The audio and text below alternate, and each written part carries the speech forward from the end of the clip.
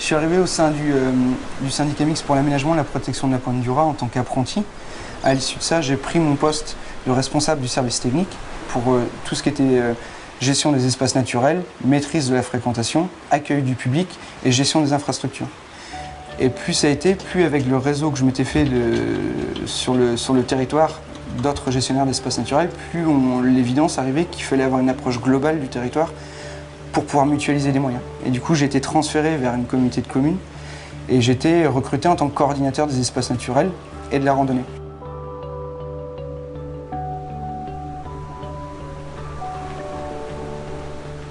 Donc maintenant, on a en charge non plus un seul site et une petite tâche sur l'ensemble du Cap Sizun, mais tout un réseau d'espaces naturels protégés et préservés, soit au Conseil général, soit au Conservatoire du littoral. Et avec ce fil conducteur, là, ce GR34, donc, qui traverse l'ensemble des sites de A à Z. On va voir notre chapelle. Je focalise plus sur un sentier sauvage, je focalise sur un espace complet avec toute sa composante, espace naturel, faune, flore, habitat, espèces. Et l'intérêt aussi d'augmenter cette échelle de gestion, c'est que par définition, une population d'oiseaux, même si on veut préserver une espèce sur un espace, lui ne va pas se contenter de fréquenter cet espace-là. Il a un rayon d'action qui est bien plus large. Et au final, en augmentant l'étendue de mon territoire, je suis plus en corrélation avec la biologie de l'animal ou de l'espèce que je recherche à préserver. Là, en l'occurrence, un crabe à bec rouge. Le crabe à bec rouge, il reste une petite vingtaine de couples répartis sur l'ensemble du Cap Sizun. Et les actions de gestion qu'on met en place, de restauration des habitats, ont pour objectif de préserver cette population. Donc là, voilà des prairies qu'on a restaurées, remis en état. Le couple qui est sur la Pointe du Vent entretient plus ou moins 2 zones de nidification. Il y a une qui est en contrebas de la chapelle, dans la falaise, et il y en a une qui est plus sur la partie nord, là-bas. L'idée, c'est d'avoir une aire de nourrissage qui est vraiment à proximité. Du coup, on a restauré mécaniquement. Et là, on a conventionné ensuite, parce que c'était plus intéressant de le faire comme ça, avec un agriculteur qui donc vient réaliser des roundbellers en fauche tardive tous les ans. On considère qu'après, au-delà du 15 juillet, le foin est encore de qualité pour l'agriculteur et la plupart des espèces ont réalisé leur cycle, notamment au niveau bota, etc. Et derrière, il peut arriver qu'il y ait du pâturage supplémentaire qui vienne en appui. Donc le pâturage est beaucoup plus intéressant parce que le crabe à bec rouge a besoin d'un milieu ras tel qu'on le voit là, quoi. Bien souvent, le milieu qu'on va rechercher actuel, c'est un milieu qui a été abandonné, soit par une activité quelconque, de l'agriculture, de la chasse, etc., et qui explique son état actuel. Voilà, là, sur toute cette partie-là, il y a une dynamique qui s'est installée avec les graminées qui gagnent de tous les côtés et progressivement les prunelliers qui commencent à apparaître. Et probablement que si on laisse faire et qu'on évolue comme ça, on va se retrouver avec un milieu qui va se refermer progressivement et qui va arriver au stade de forêt à prunelliers assez rapidement. Et là, sur les dunes du 13, l'histoire des lieux nous raconte que les anciens faisaient pâturer leurs animaux là. Les bestioles maintenaient un milieu et un certain type de végétation. Et on sait que ce type de végétation, maintenant, globalement, est en train de disparaître. Donc probablement que la méthode qu'ils utilisaient, de pâturage extensif, avait un effet bénéfique sur le site, quoi. Mais le fait est, c'est que si on n'intervient pas là, a priori, il semblerait que le milieu se banalise de façon quasi irréversible, quoi. Donc du coup, probablement que cette solution-là de pâturage extensif apportera des réponses aux problématiques, quoi. Mais non, on va y aller clairement à tâtons, hein. On va mettre des clôtures, on va épargner les zones où on ne veut pas que les animaux aillent dégrader par leur action de piétinement, etc. On va leur demander de faire leur boulot à certains endroits. Est-ce que maintenant ça va vraiment réagir comme on le souhaite? On verra, puis on s'adaptera dans le temps, quoi.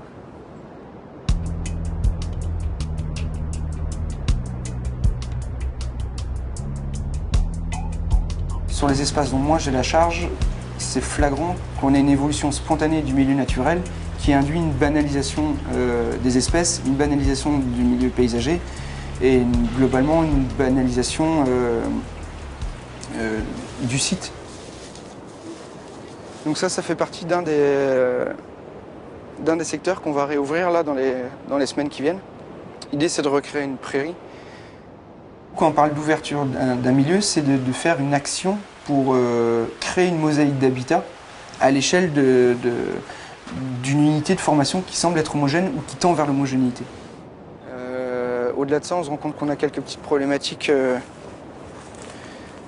d'espèces indésirables. Donc la vergerette qui gagne là après réouverture du milieu. Et on sait que si on n'intervient pas et qu'on ne maîtrise pas ça, ben, on va se retrouver avec un milieu complètement uniforme, homogène. Donc là, l'idée, ce serait de mettre en œuvre des opérations de fauche et d'exportation avant sa période de floraison, avant sa mise en graine, quoi. Et là, on voit qu'on est un peu tard parce qu'elle est déjà cotonneuse et elle a déjà commencé à s'évacuer. On va aller voir la partie basse.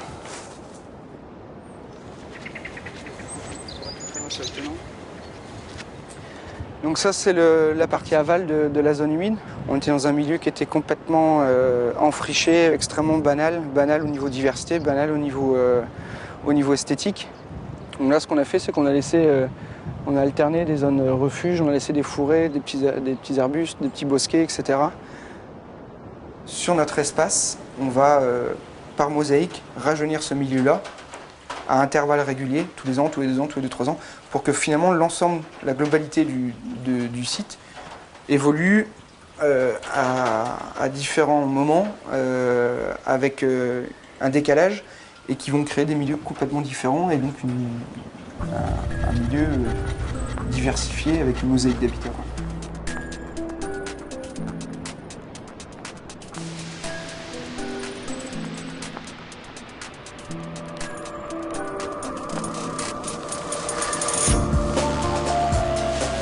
Voilà, on est sur la partie haute de la petite vallée de Brinéan, là où on était tout à l'heure.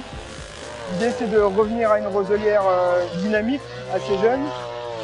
Pourquoi pas en rive de cours d'eau, à des faciès un peu plus humides, type graminées, plantes à fleurs, etc. Et créer différentes taches, différentes mosaïques d'habitat à l'échelle de l'ensemble de la vallée, quoi.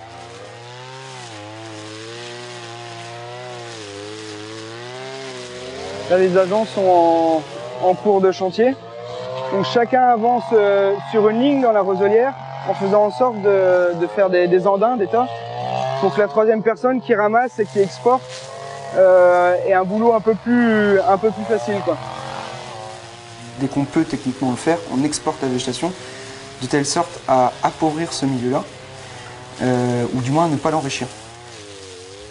Et paradoxalement, plus on va exporter un milieu, plus on va le rendre pauvre, plus il sera rude, et plus du coup on va avoir une diversité intéressante, une richesse intéressante, puisque ces espèces-là vont devoir s'adapter à un milieu très particulier.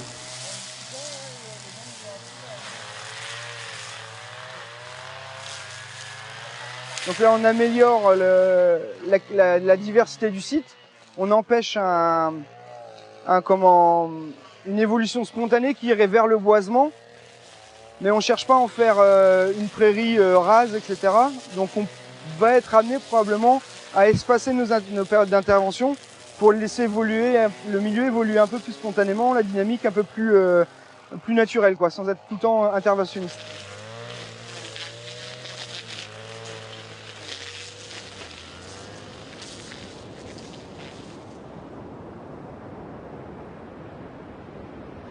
Et là, je trouve que c'est un chantier qui est assez parlant parce qu'on l'a mis en œuvre tel que les usagers étaient habitués à voir ce type de chantier.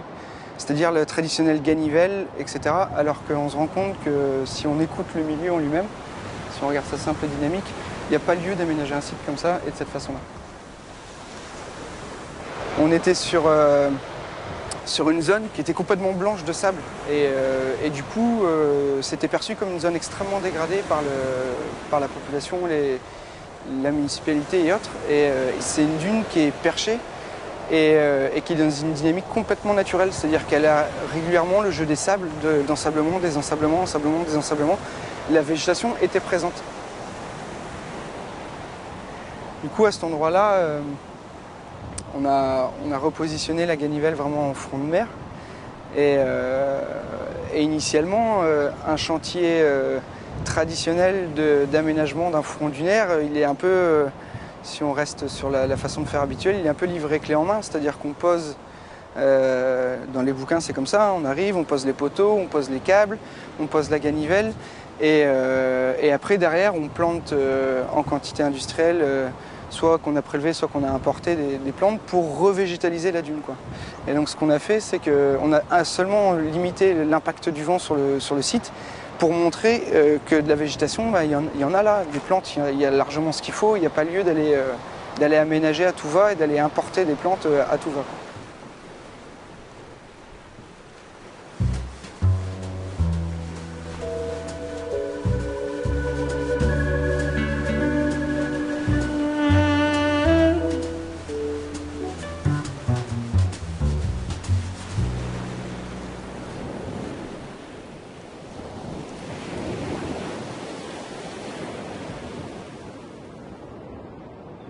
On arrive sur un bout, là, la passerelle, qui est dans un état exécrable. Là, il y a des problèmes de sécurité.